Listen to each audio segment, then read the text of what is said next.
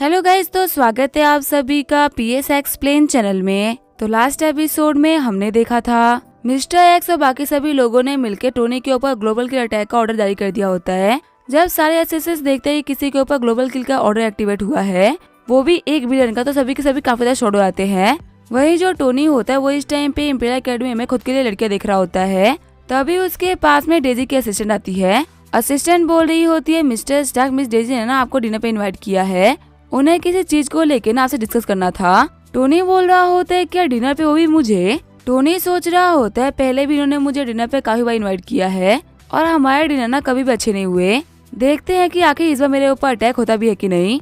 Assistant बता रही होती है जो मिस डेजी का मैनेजर था ना वो मारा गया, वो भी उसी होटल में स्टे करा था जहाँ पे आप कर रहे थे। वो ना जस्ट आपके नीचे वाले फ्लोर पे ही था।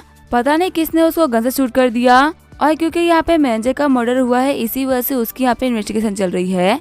हमारी पूरी टीम को मिस डेजी को पुलिस वाले ने कहा है ना कि हम तब तक यहाँ से नहीं जा सकते जब तक कि इन्वेस्टिगेशन पूरी नहीं हो जाती। इस चक्कर में ना उस समय हमारा एक कॉन्सर्ट था वो भी कैंसिल हो गया। अभी मिस डेजी ना काफी अकेला फील कर रही है और वो यहाँ पे ना बहुत ही कम लोगों को जानती है। इसी वजह से उन्होंने मुझे बोला कि मैं जाके आपको बुला के लेके आऊँ ताकि वो आपके साथ में डिनर कर सके और उनको ना कुछ इम्पोर्टेंट भी डिस्कस करना है।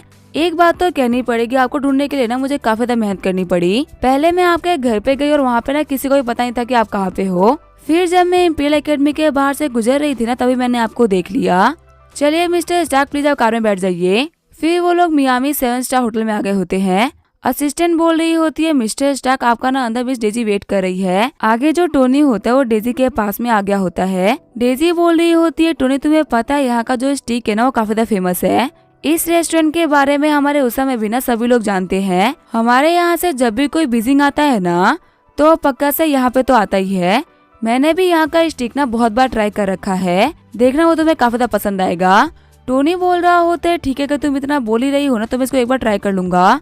ये बोलते हुए टोनी सिर्फ एक बाइट के अंदर पूरा का पूरा स्टिक ही खा जाता है। वही टोनी को एक बार में स्टिक खाता हुआ देख के डेजी काफी ज्यादा शॉक हो जाती है। डेजी बोल रही होती है, मिस्टर स्टार्क आप ना बहुत ही अजीब इंसान हो, कभी कभी समझ ही नहीं आता कि आप कब क्या करना चाहते हो। लास्ट टाइम जब हम आपके साथ में डिनर कर रहे थे ना तो आपके ऊपर गन शूट हुआ था और क्योंकि आपके ऊपर पहले भी काफी सारे अटैक हो चुके थे इसी वजह से आपको लगा कि ये वाला अटैक ना मैंने कराया है। और मैंने अभी जस्ट सुना कि मेरे मैनेजर के मरने से पहले ना आपको पॉइजन वाटर पिलाया गया था और आपको पता है लैब रिपोर्ट में लिखा गया है ना कि वो पॉइजन इस वर्ल्ड का सबसे खतरनाक पॉइजन है। डॉक्टर भी इस चीज को लेके काफी शॉक्ड है कि आखिर आप बच कैसे गए। वैसे अगर मैं सच बोलूं तो गन शॉट वाले दिन आपने जो भी कुछ किया था वो बिल्कुल भी गलत नहीं था। शायद से अगर मेरे साथ भी ऐसा कुछ हो रहा होता तो मैं भी यही करती, लेकिन अभी जो मैंने आपको स्टिक खाने के लिए कहा तो आपने एक ही बार में पूरा खा लिया।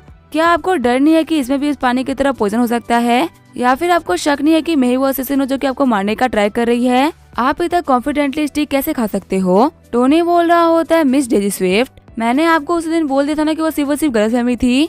असल में बात तो ये है ना कि मैं उस दिन हंगामा करके ट्राई करना चाह रहा था कि आखिर आप असिस्टेंट हो कि नहीं, और अगर मैं सच बोल रहा तो आपने मेरे टेस्ट को काफी इजीली पास कर लिया।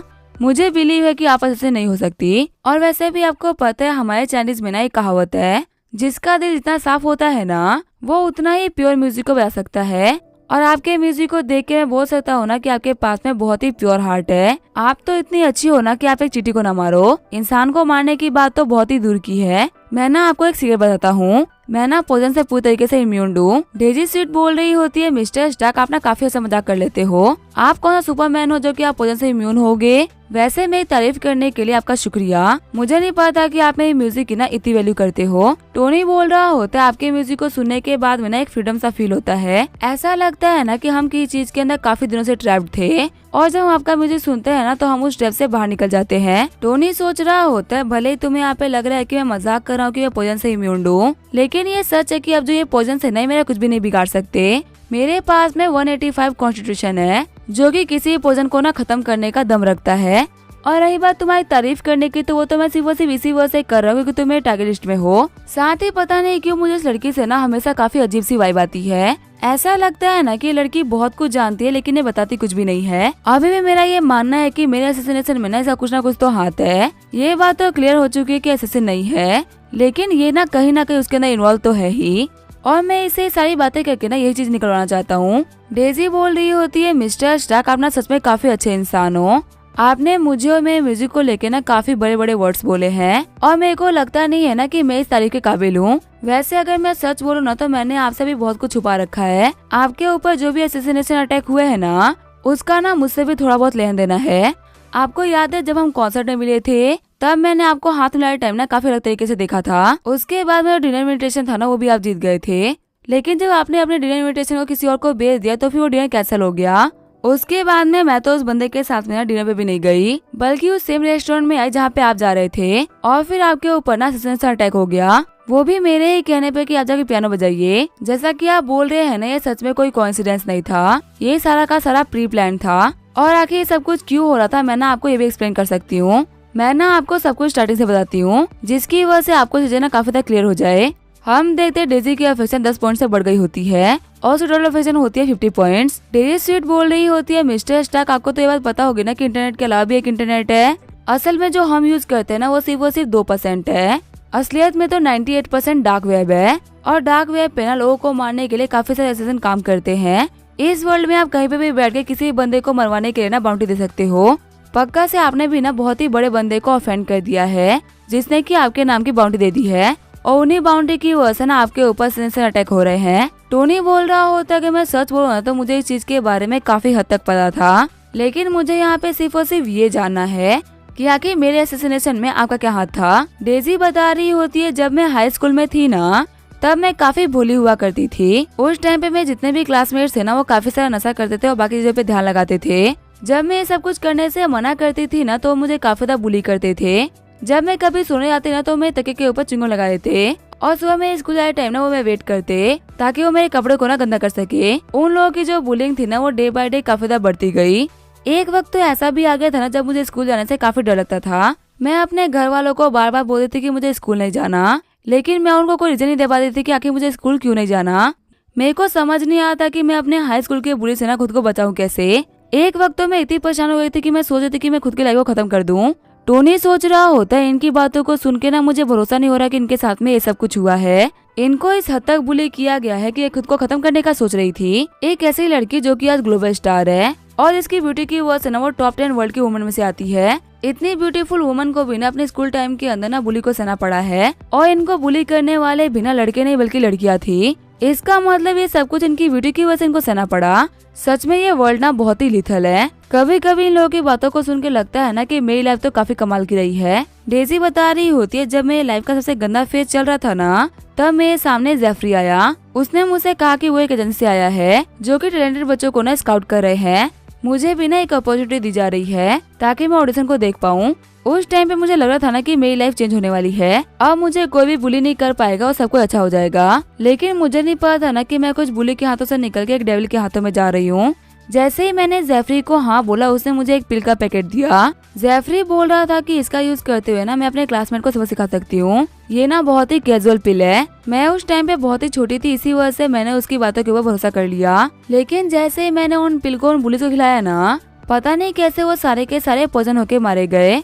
जो पिल मेरे को जमाल घोटे के नाम पे दी गई थी ना, असल में वो पॉइजन थी। और जेफरी ने ना स्टार्टिंग से लेके एंड तक सारी चीजों का ना वीडियो बना लिया था, जिसका यूज करते हुए उसने मुझे बाद में कंट्रोल करा। मेरा पूरा करियर ना मैंने खुद के हिसाब से डिसाइड नहीं करा, बल्कि ये सब कुछ ना जेफरी का किया हुआ है। जब जेफरी को मिशन करने के लिए कहीं जाना होता ना, तो वो मेरा कॉन्सर्ट उस जगह पे रखवा देता। हर बार उसने लगातार मेरे कॉन्सर्ट के बहाने ना जाने कितने लोगों की जान ले ली। नॉर्मली तो वो किसी भी इंसान को ना सिर्फ और सिर्फ एक ही बार में मार देता है, लेकिन तुम वो पहले इंसान थे ना जो कि उसके अटैक से बार बार बच जा रहे थे। मैं जितनी बार भी तुम्हारे पास में आ रही थी ना, हर एक चीज जेफरी की प्लान की गई थी, और जेफरी ने ऐसे ही प्लान करके ना अपने सारे टारगेट्स को मारा है। जब तुमने मेरे ऊपर एलिगेशन लगाया था ना कि मैंने सब कुछ किया है, तब मेरे को बहुत ही गिल्टी फील हो रहा था। मैं मानती हूँ कि मैंने कुछ किया नहीं है, लेकिन मैं ना उस चीज में बहुत ही बड़ी सपोर्टर हूँ। पर आखिर मैं क्या करूँ, मैं तो खुद ही ट्रैप्ड थी। उस बंदे ने मुझे पिल देते हुए बोला था कि वो सिर्फ जमाल घोटा है, जबकि वो तो पॉइजन निकला। टोनी बोल रहा होता है, मिस स्विफ्ट ना आपकी लाइफ का सबसे बड़ा सीक्रेट है। आखिर आप इन सारी चीजों के बारे में मेरे को क्यों बता रही हो? क्या आपको डर नहीं है कि मैं इन सारी चीजों को पुलिस को रिपोर्ट कर सकता हूँ? क्योंकि भले ही कॉन्सिडेंसली क्यों ना हुई हो, लेकिन इन सारी चीजों की वजह से मैं जान जा सकती थी। डेजी बोल रही होती है, मिस्टर स्टार्क ना तो इतनी भोली मैं हूँ और ना ही आप। देखिए यहाँ पे सभी को पता है कि जेफरी का मरना और आपका ना यहाँ पे कुछ ना कुछ तो लेना देना है। आज तक में ना सिर्फ और सिर्फ आप ही ऐसे टारगेट हो जो कि जेफरी से बच पाए हो, तो फिर ऐसे में ये बोलना कि आपने अपनी पावर का यूज करते हुए जेफरी को मार दिया है कोई बड़ी बात नहीं है। टोनी बोल रहा होता है, मिस सीटा क्या कहना चाह रही हो ना, मेरे को समझ नहीं आ रहा। क्या आप यहाँ पे किसी और के मरने का बिल मेरे वो फाड़ रही हो? डेजी बोल रही होती है, नहीं नहीं मिस्टर स्टार्क, मैं तो यहाँ पे सिर्फ और सिर्फ आपका शुक्रिया बोलना चाह रही हूँ। अगर आपने जेफरी को मारा है ना तो आप मेरे लिए इस वर्ल्ड के सबसे अच्छे इंसान हो। वो कमीना एक कुत्ते की मौत मरना डिजर्व करता था। आपको नहीं पता कि इस चीज की वजह से ना मैं कितनी खुश हूँ।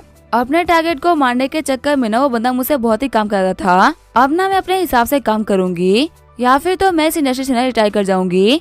मुझे अब काफी ज्यादा फ्री फील हो रहा है कि मुझे यहाँ पे कंट्रोल करने वाला ना कोई भी नहीं है। और मेरा जो ये गिल्ट था ना कि मुझे सब कुछ पता था फिर भी मैंने आपको कुछ भी नहीं बताया, वो आपको बताने के बाद में ना खत्म हो गया है। मैं अपनी लाइफ को फ्रीली जी सकती हूँ जैसा कि मैं चाहूँ।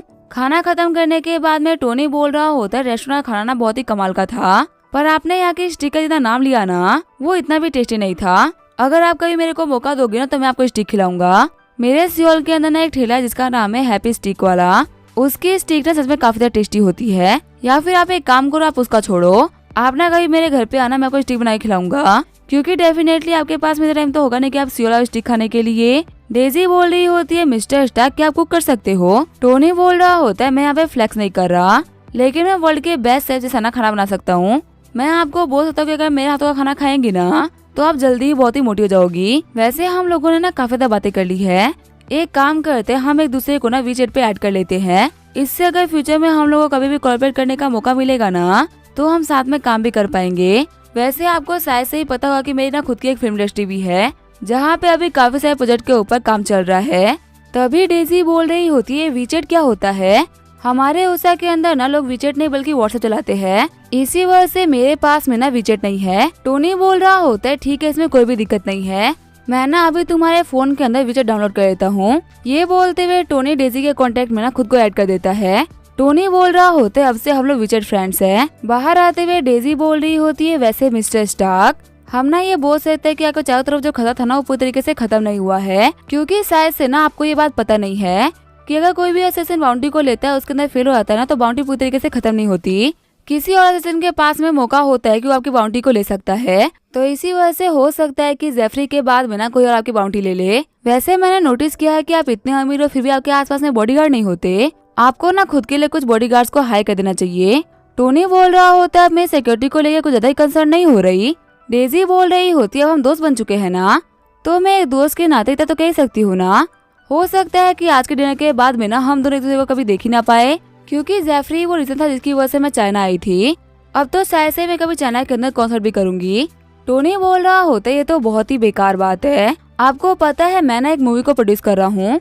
मैं ना एक सुपर हीरो मूवी बना रहा हूँ जिसके अंदर मैं काफी सारे इंटरनेशनल स्टार्स को ना कास्ट करने का ट्राई कर रहा हूँ, क्योंकि ये मूवी ना एक सुपर हीरो टीम के बारे में होगी। और हाँ, मैं ना एक ब्यूटी शो भी कराने वाला हूँ। शायद से ही वहाँ पे ना तुमसे बेहतर कोई मेंटर हो सकती है, तो अगर तुम चाहो ना तो तुम वहाँ की मेंटर भी बन सकती हो। डेजी बोल रही होती है, लेकिन मेरे को हायर करने की फीस ना बहुत ज्यादा है। टोनी बोल रहा होता है, कितना पैसा काफी रहेगा, $100 मिलियन या फिर $1 बिलियन? डेजी सोच रही होती है, क्या सिर्फ और सिर्फ टोनी के पास में इतना पैसा या फिर यहाँ पे सभी के पास में इतना ही पैसा होता है? मुझे लगा था कि ये ज्यादा ना $1 मिलियन बोलेगा, लेकिन इसने तो एक ही बार में $100 मिलियन बोल दिया। डेजी बोल रही होती है, मिस्टर स्टार्क आप ना मजाक करने में बहुत ही अच्छे हो।